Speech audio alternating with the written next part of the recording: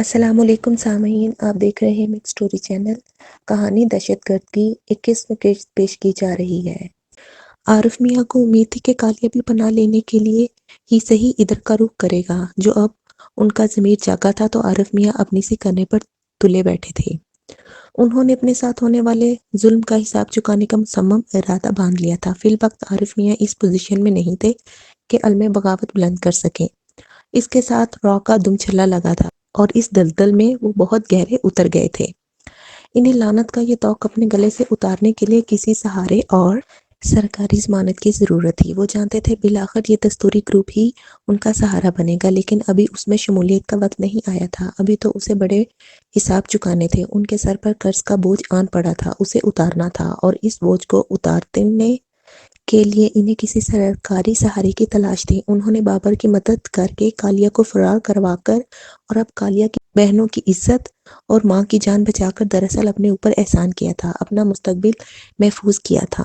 دستوری group کو اپنے خاموش لیکن مؤثر حمایتی ہونے کا یقین دلایا تھا۔ عارف میاں ایک ایک قدم پھونک پھونک کر بڑی احتیاط سے رکھتے ہوئے منزل کی طرف گامزن تھے۔ صبح سے اب تک وہ رخسانہ سے چپکا ہوا تھا۔ اس نے اشفاق بھائی کو بابا صاحب کے گھر سے فون کیا تھا،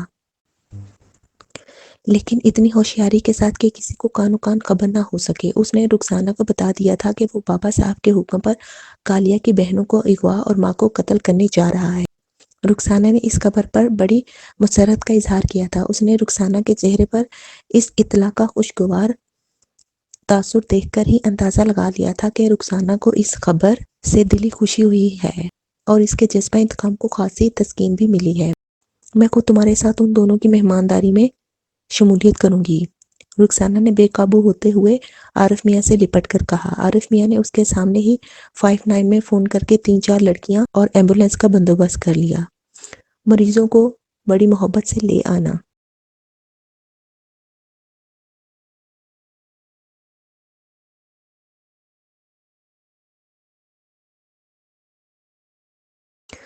ارے کیوں نہیں، عارف میاں نے اس کی ہاں میں ہاں ملائی۔ 59 سے ایمبولینس یہاں آئی تھی اور عارف میاں یہیں سے اٹھ کر ان لوگوں کے ساتھ ہو لیے۔ انہوں نے ایمبولینس والوں کو ان کی منزل اور مقصد سمجھا دیا تھا اور اب دل ہی دل میں خدا سے دعا مانگ رہے تھے کہ ان کا پیغام کالیہ تک پہنچ گیا ہو۔ ایمبولینس ان لوگوں نے کالیہ کے گھر کے بالکل سامنے کھڑی کی تھی۔ کالیہ ایک شاندار بنگلے کا مالک تھا اور خاصے ماڈرن اور مہنگے علاقے میں رہائش پذیر تھا۔ عارف میاں نے ہاتھ میں پستول تھام کر اس حملے کی قیادت کرنی تھی۔ اس نے دل میں مصمم ارادہ کر لیا تھا کہ اگر خدا نہ خواستہ لڑکیاں گھر میں موجود ہوئیں تو وہ بہر صورت ان کو بچائے گا، بھلے اسے ان سب کو مارنا ہی کیوں نہ پڑے۔ 3 نوجوان ان کے ساتھ تھے۔ اس نے ہاتھ کے اشارے سے ان میں سے ایک کو دیوار پھلانگ کر اندر داخل ہو کر مین گیٹ کھولنے کا حکم دیا۔ بلی کی سی پھرتی سے ان میں سے ایک نے دیوار پھلانگی اور اندر داخل ہو کر مین گیٹ کھول دیا۔ اس ماڈرن آبادی کے مکینوں کے پاس اتنا وقت ہرگز نہیں تھا کہ اپنی ناک سے آگے بھی کسی کی فکر کرتے۔ اول تو اسے کسی نے دیکھا ہی نہیں تھا۔ اگر کسی نے دیکھ بھی لیا ہوتا تو اس کو پولیس کو فون کرنے کی جرات نہیں ہو سکتی تھی، کیونکہ ان لوگوں کو بخوبی اندازہ تھا کہ ایسی وارداتوں کے پس پردہ کس کا ہاتھ ہے۔ وہ اس خفیہ ہاتھ کے متعلق ایک لفظ بھی اپنی زبان پر لانے کی قیمت چکانے کا حوصلہ نہیں رکھتے تھے۔ تینوں اندر داخل ہو گئے۔ عمارت کی ویرانی نے عارف میاں کے دل کو قدرے سے حوصلہ دیا تھا اور انہیں امید ہونے لگی تھی کہ ان کی محنت ثمر آور ہوئی ہے۔ تم ادھر نکلو، تم دوسری طرف۔ عارف میاں نے پستول لہراتے ہوئے دونوں ساتھیوں کو عمارت کے دروازے اور پچھلے دروازے سے اندر داخل ہونے کی ہدایت کی۔ اپنے تیسرے ساتھی کی مدد سے وہ دونوں اس کھڑکی کے راستے ڈرائنگ روم میں کود گئے۔ اگلے ہی لمحے اسے احساس ہو گیا کہ وہ جھک مار رہے ہیں۔ بنگلے کے تمام کمرے بائیں بائیں کر رہے تھے۔ اسٹور روم اور دوسرے کمروں میں بکھرا سامان اس بات کی نشاندہی کے لیے کافی تھا کہ یہاں کے مکین بڑی افراتفری کے عالم میں اپنے گھر سے فرار ہوئے ہیں۔ وہ کپڑوں کے 2-3 باکس مختلف کمروں میں اس طرح پھینک گئے تھے جیسے بہت جلدی میں ان سے چند جوڑے ہی نکال سکے ہوں۔ یہاں تو کوئی نہیں، ان میں سے ایک نے کہا۔ کہاں مر گئے کمبخت، دوسرے نے کہا۔ بھاگ گئے، تیسرے نے اپنی رائے دی۔ لیکن جائیں گے کہاں؟ انہیں بہرحال آج تلاش کرنا ہے۔ بابا صاحب کا حکم ہے کہ دونوں لڑکیاں آج ان کے سامنے پیش ہونی چاہیے۔ عارف میاں کا بظاہر پارا آسمان کو چھوتا نظر آ رہا تھا، لیکن ان کے دل کو جیسے قرار سا آ گیا تھا۔ اس کی محنت ثمر آور ہوئی تھی اور قدرت نے اسے ایک بڑے امتحان سے بچا لیا تھا۔ کہاں جا سکتے ہیں یہ لوگ؟ اس نے غصے سے جھنجھلانے کی اداکاری کی۔ عارف میاں چلتے ہیں، اب یہاں کیا دھرا ہے؟ اس کے ایک ساتھی نے رائے دی۔ ٹھیک ہے چلو۔ وہ لوگ بے نیلو مرام واپس 59 پہنچ گئے۔ بابا صاحب کے لیے یہ اطلاع کسی بم کے دھماکے سے کم نہیں تھی جو ان کے سر کے بالکل اوپر پھٹا تھا۔ انہوں نے بڑی لمبی سانس لی تھی۔ لیکن یہ ہوا کیسے؟ انہوں نے رخسانہ کی طرف دیکھ کر کہا۔ عارف میاں نے کمال ہوشیاری کا مظاہرہ کرتے ہوئے یہ اطلاع رخسانہ کو دی، کیونکہ سارا دن وہ اسی کے ساتھ گزار چکا تھا، اس لیے رخسانہ کو اس بات کا شک نہیں گزر سکتا تھا کہ یہ کام اس نے دکھایا ہے۔ بابا صاحب، کالیا بڑا چالاک آدمی ہے، اس نے آپ کی اور دوستوں کی خصوصی تربیت حاصل کی ہے، گدھا نہیں ہے وہ۔ اسے علم تھا کہ اس کے اس اقدام کے بعد اس کے گھر والوں کو کسی انجام سے دوچار ہونا پڑے گا۔ میرا خیال ہے اس نے بنے بھائی کے ہاں جانے کے بعد پہلا کام ہی یہی کیا ہوگا کہ اپنے گھر والوں کو یہاں سے نکال لے۔ رخسانہ نہیں چاہتی تھی کہ ایک لمحے کے لیے بھی بابا صاحب کے ذہن میں عارف میاں سے متعلق معمولی سا شک پیدا ہو، لیکن ہماری اطلاع کے مطابق صبح وہ لوگ یہاں تھے۔ بابا صاحب کی جھنجھلاہٹ دیدنی تھی۔ آپ کی اطلاع بالکل صحیح ہوگی، لیکن یہ بھی تو ممکن ہے کہ اس اطلاع کے فوراً بعد وہ نکل گئے ہوں۔ کیا معلوم کہ کالیا کو اپنے گھر سے رابطہ ہی صبح قائم ہوا ہو۔ رخسانہ نے اپنی رائے کا اظہار کیا۔ رخسانہ، اس واردات کی اطلاع ملتے ہی اس کے گھر کا فون ہم نے ٹیپ کرنا شروع کر دیا تھا۔ اس نے اپنے گھر فون نہیں کیا، وہ اپنے گھر نہیں آیا۔ پھر بابا صاحب، کالیا کسی گدھے کا نام نہیں، وہ بڑا کائنیہ آدمی ہے۔ اسے اس بات کا احساس ہو رہا ہوگا کہ اس کے گھر کا فون ٹیپ ہو رہا ہے۔ یہ پیغام اس نے کسی دوست کے ذریعے بھیجا ہوگا، اپنے کسی آدمی کے ذریعے، ہمسایوں کے ذریعے۔ آپ میری بات کی تصدیق کروا لیں، یقیناً اس کے گھر والوں کے لیے ہمسائے کے ہاں فون آیا ہوگا۔ میرا دل کہتا ہے ایسا ضرور ہوا ہوگا۔ رخسانہ نے بابا صاحب کی بات کاٹتے ہوئے کہا۔ اس کی بات بابا صاحب کے دل کو لگی تھی اور انہیں یقین ہونے لگا تھا کہ واقعی کالیا نے اپنے گھر والوں کو خبردار کر دیا ہوگا۔ اگر اس کے علاوہ کوئی بات ہوئی تھی تو یہ کسی آستین کے سانپ کا کام تھا جو بابا صاحب کی صفوں میں گھس آیا تھا۔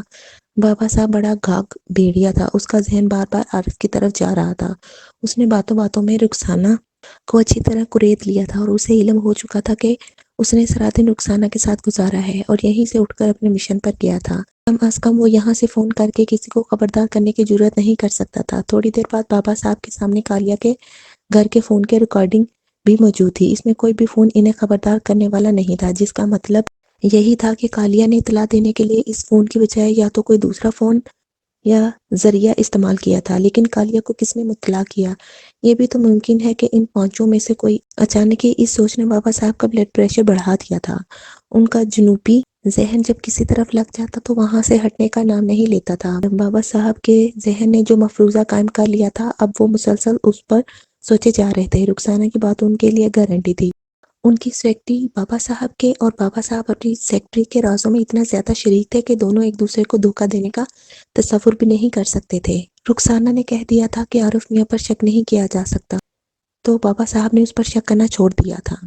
اس کے بعد اگر کالیا نے بھی اپنے گھر والوں سے رابطہ نہیں کیا تھا تو ضرور ان 5 بڑوں میں سے ایک ایجنسی سے ملا ہوا ہے۔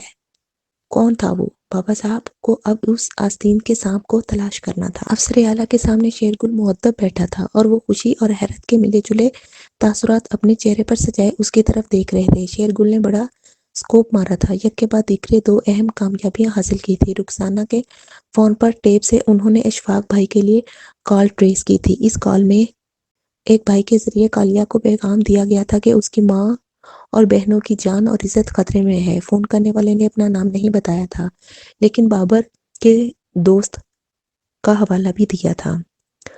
ایجنسی کا کوئی ایسا سورس نہیں تھا جس کے ذریعے یہ کام کروائے ہوں۔ اس فون کا مطلب یہ تھا کہ لسانی تنظیم کے اندر بغاوت پھوٹ پڑی۔ انہوں نے اب اس باغی کو تلاش کرنا تھا جس کی مدد سے بابا صاحب کے کالے کرتوتوں کی خبریں انہیں مسلسل ملتی رہیں۔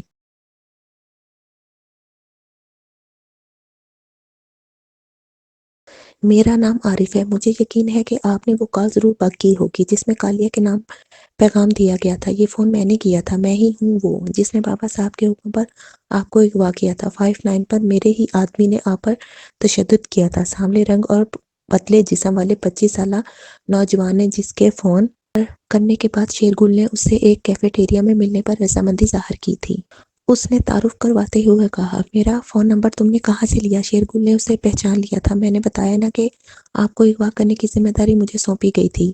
آپ کے گھر کا ایڈریس اور دونوں فون نمبر میرے پاس محفوظ تھے۔ میں یہ بات بھی جانتا ہوں کہ ذاکر بھائی کو اس کے بدترین انجام تک پہنچانے کے لیے آپ نے اہم کردار ادا کیا ہوگا۔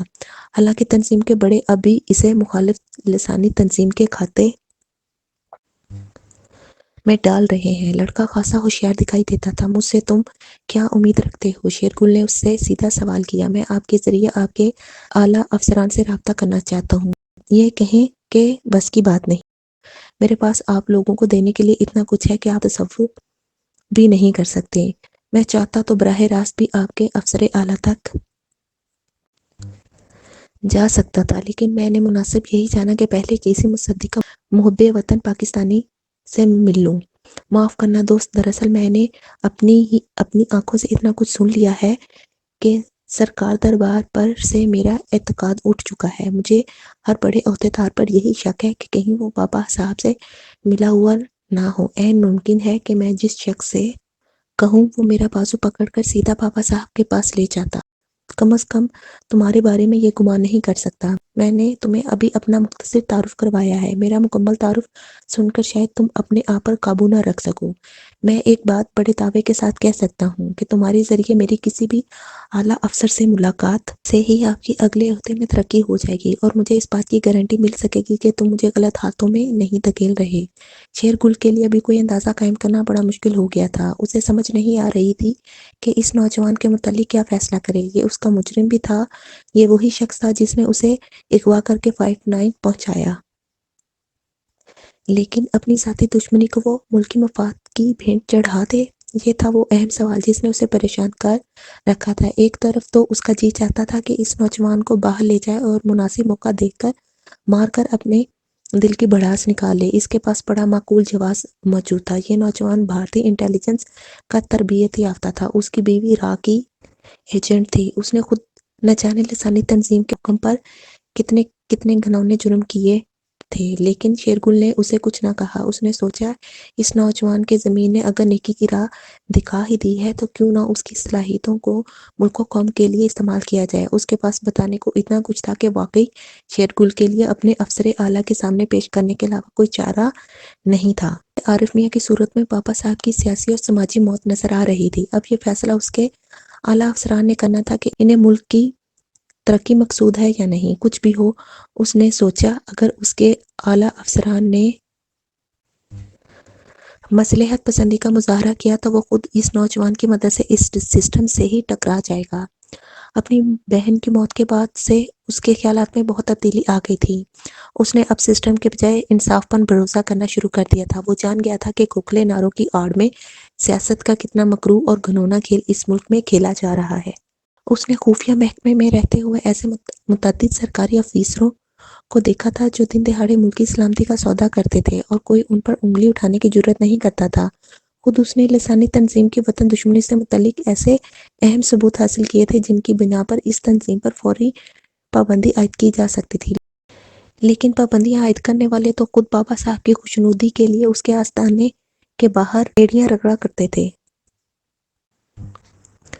جب چور اور کتیا اکٹھے ہو جائیں تو پھر گاؤں کے مکینوں کا خدا ہی حافظ تھا۔ دیکھو عارف میاں، میں بھی ایک کمزور انسان ہوں، یقیناً میرے دل میں بھی تمہارے طرح انتقام کی آگ سلگ رہی تھی، لیکن میں اپنی ذاتی دشمنی کو ملکی مفاد پر کوئی اہمیت نہیں دیتا۔ میں تمہیں اس بات کا یقین دلا سکتا ہوں کہ اگر ہمیں حکومت کا تعاون نہ ملا تو بھی یہ جنگ ختم نہیں ہوگی۔ میں خود تمہارے ساتھ شانہ بشانہ اس سسٹم سے ٹکراؤں گا۔ اب یا تو ہم ختم ہوں گے یا غداروں کو جہنم رسید کر دیں گے۔ اس نے بڑے پر اعتماد لہجے میں عارف میاں سے کہا۔ دونوں نے اگلے روز ملاقات کا وعدہ کیا تھا۔ عارف میاں کا اصرار تھا کہ اس کی اور ایجنسی کے افسر اعلیٰ کی ملاقات کسی پرائیویٹ ٹھکانے پر ہونی چاہیے۔ شیرگل نے یک کے بعد دیگرے 3-4 ایسی کامیابیاں حاصل کی تھی جن کی وجہ سے مقامی افسر اعلیٰ کی مرکزی دفتر میں خاصی عزت افزائی کی تھی، جس کے بعد سے وہ اس نوجوان افیسر کے لیے اپنے دل میں بڑے احترام کے جذبات رکھتے تھے۔ افسر اعلیٰ نے ملاقات پر آمادگی ظاہر کر دی۔ اس وقت تینوں شیرگل کے ایک رشتہ دار کے گھر اکٹھے ہوئے تھے۔ اس گھر کو لگا تالا شیرگل نے ہی کھولا تھا۔ عارف میاں کو یہی تاثر دیا گیا تھا کہ یہ شیرگل کے کسی دوست کا گھر ہے، اصل میں یہ ایجنسی کا سیف ہاؤس تھا۔ عارف میاں کے منہ سے ہونے والے انکشافات نے ایک لمحے کے لیے افسر اعلیٰ کو گڑبڑا کر ہی رکھ دیا تھا۔ بھارتی انٹیلیجنس نے اپنا جال کتنی کامیابی سے بنا تھا، اور جانے کتنے سادہ لو نوجوان تھے جنہیں بابا صاحب نے بڑی مکاری سے راہ کے ایجنٹ بنا کر ساری زندگی کے لیے غداروں کی صف میں لا کھڑا کیا تھا۔ وہ اندازہ کر سکتے تھے کہ وجہ کچھ بھی رہی ہو، اس میں کسی نوجوان کی مرضی شامل ہو یا نہ ہو، اگر وہ ایک مرتبہ بھارت کے کسی کیمپ میں پہنچ جائے، اس کے بعد وہ تنظیم کی گرفت میں اتنی مضبوطی سے جکڑا جاتا تھا کہ اس کے بعد اس کا اپنی مرضی سے کچھ کرنا ممکن ہی نہیں رہتا تھا۔ اگر کسی نوجوان کا ضمیر بیدار ہو بھی جائے تو بھی وہ اس بری طرح ان درندوں کے ہاتھوں بلیک میل ہو چکا ہوتا ہے کہ اس کی جان بچتی نظر نہیں آتی۔ اس شہر سے ہر سال ہزاروں نوجوانوں کا بھارت کے مختلف شہروں سے آنا جانا لگا رہتا تھا۔ خدا جانے ان میں سے کتنے ایسے تھے جو راہ کے ایجنٹ تھے۔ راہ نے میناکشی کی طرح جانے اور کتنی فحاشاؤں کو پاکستان کے مختلف شہروں میں پہنچا دیا تھا، اور وہ کتنی کامیابی کے ساتھ اپنا کام کر رہی ہے۔ عارف میاں نے بڑے لرزا دینے والے انکشافات کیے تھے۔ افسر اعلیٰ محسوس کر رہے تھے کہ واقعی یہ ملاقات ضروری تھی۔ انہوں نے ملاقات کے خاتمے پر دونوں کا شکریہ ادا کیا۔ انہوں نے عارف میاں کو یقین دلایا کہ قومی مقاصد کی بجاوری کے لیے خود پر عائد ناروا پابندیوں کو بھی خاطر میں نہیں لائیں گے، اور ملک دشمنوں کی تباہی کے اس مشن میں اسے ہر ممکن تعاون مہیا کریں گے۔ انہوں نے عارف میاں کو چند ذمہ داریاں سونپی تھیں، اور اس بات کی بطور خاص ہدایت کی تھی کہ وہ اپنی خود ساختہ بیوی میناکشی کے ساتھ اپنا رویہ بالکل نہ بدلے، معمول کے مطابق زندگی گزارتا رہے۔ اگر ممکن ہو تو اس کے ملاقاتیوں کی تفصیل اور اس کے معاملات پہ نظر رکھے۔ اس نوعیت کی ہدایات انہوں نے رخسانہ کے متعلق بھی دی تھیں۔ ایک بات جو بہت ضروری تھی اور جس کی امید میں تم سے ضرور کروں گا، احتیاط کا دامن کبھی ہاتھ سے نہ چھوڑنا۔ تمہارے ذریعے ہم نے ایک بڑے مشن کا آغاز کیا ہے، اس کو انجام تک پہنچانے میں ہمیں قدم قدم پر تمہارا تعاون درکار ہے۔ ہمارے لیے تمہاری جان کی سلامتی سب سے زیادہ اہمیت رکھتی ہے۔ خدا پر بھروسہ کر کے آج سے اپنی نئی زندگی کا آغاز کرو، لیکن اس بات کا بطور خاص خیال رکھنا کہ تمہارے معاملات میں کوئی فرق نہیں آنا چاہیے۔ تمہارے کسی بھی عمل سے ہرگز کسی تبدیلی کا احساس نہ ہو۔ بابا صاحب کے قریبی حلقوں میں گھس جاؤ۔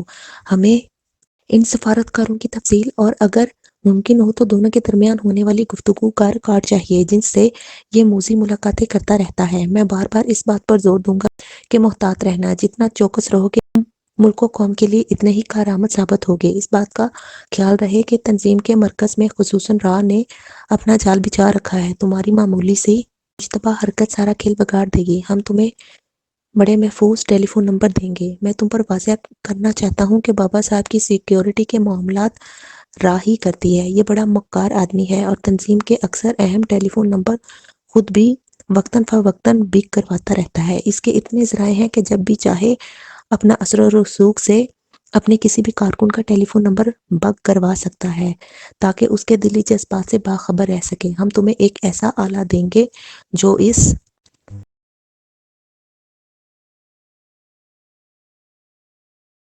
یہ بتانے کی ضرورت نہیں کہ ایسی صورت میں تمہیں کیا کرنا ہے۔ کوئی اہم فون کبھی رخسانہ کے کسی فون سے کرنے کی غلطی نہ دہرانا۔ اہم پیغام پہنچانے کے لیے ہم تمہیں دوسرے طریقے بھی بتا دیں گے۔ نارمل رہو، اعتماد کے ساتھ، بھروسے کے ساتھ آگے بڑھو۔ تم بہت خوش قسمت ہو کہ اللہ تعالیٰ نے تمہیں جہنم کا ایندھن بننے سے بچا لیا۔ افسر اعلیٰ صاحب نے اسے بریفنگ دیتے ہوئے کہا، مطمئن رہی سر، میں اپنے گناہوں کا کفارہ ادا کرنے سے پہلے نہیں مروں گا۔ عارف میاں کے لہجے میں اس ملاقات کے بعد سے ایک اعتماد سا پیدا ہوا تھا۔ افسر اعلیٰ تو وہیں رہ گئے، جبکہ شیرگل اس کے ساتھ باہر آ گیا۔ عارف میاں کو کچھ دور تک چھوڑنے کے بعد واپس آ گیا۔ اب انہیں زیادہ مستعدی کے ساتھ آگے بڑھنا تھا۔